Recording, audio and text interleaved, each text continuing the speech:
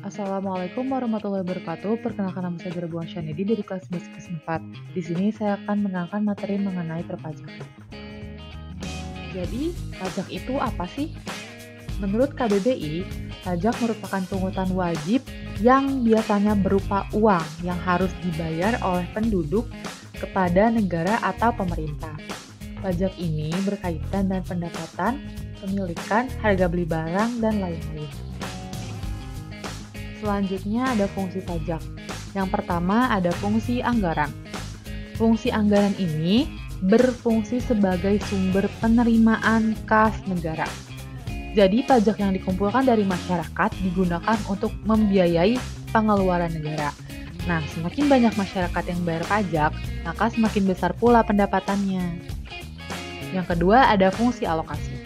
Fungsi ini menekankan bahwa pajak harus digunakan untuk mendanai atau menyediakan barang dan jasa yang dibutuhkan masyarakat.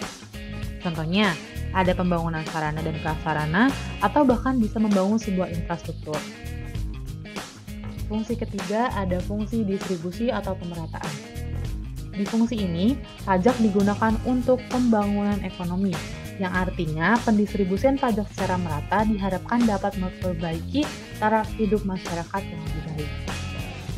Yang terakhir ada fungsi pengatur atau regulasi.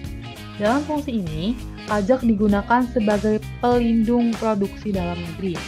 Misalnya, pemerintah menetapkan bea masuk terhadap barang ekspor sehingga barang tersebut menjadi lebih mahal dibandingkan produk dalam negeri.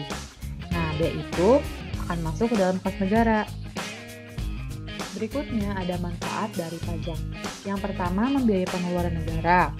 Yang kedua, membiayai pengeluaran umum seperti pembangunan fasilitas umum yang bisa dinikmati masyarakat.